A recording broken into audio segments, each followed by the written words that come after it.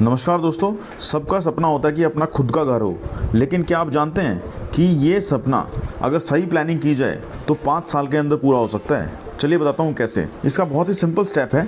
मान लीजिए कि आपकी प्लानिंग है कि आप एक 60 लाख रुपए का घर लेने वाले हैं, लेकिन अगले 5 साल में इन्फ्लेशन की जो रेट है वो अराउंड 6% रहने वाली है। तो 5 साल के बाद आपके फ्यूचर ड्रीम होम की कॉस्ट करीबन होगी 80 लाख रुपीस की। चलिए आपके ड्रीम होम की इनिशियल पेमेंट का एक ब्रेकडाउन करते हैं। अगर सही मायने में देखा जाए तो आपको अपने ड्रीम होम की टोटल कॉस्ट का 20% डाउन पेमेंट करना चाहिए, यानी जो हुआ 16 लाख रुपीस, जिस पे आपको 6% स्टैम्प ड्यूटी देनी पड़ेगी जो होती है 4 लाख के अराउंड, और 1% रजिस्ट्रेशन चार्जेस जो होगा 80,000 के अराउंड, और 1% TDS ये भी होगा 80,000 के अराउंड। और जब आप अपने घर के एग्रीमेंट्स बनवाने के लिए जाएंगे तो आपको लोकली करीबन 15 से 20 हज़ार रुपए वहां खर्च करने पड़ेंगे। तो आपकी जो टोटल इनिशियल पेमेंट होगी वो होगी करीबन 22 लाख रुपए। तो इस 22 लाख रुपीस को कैसे आप 5 ईयर्स के अराउंड बना सकते हो, चलिए समझते हैं। इसका सिंपल सा आंसर है SIP के थ्रू। अगर आप इस 22 लाख रुपीस के अमाउंट को अचीव करना चाहते हैं तो इसके लिए आपको 27,000 पर मंथ की SIP डालनी पड़ेगी किसी म्यूचुअल फंड में,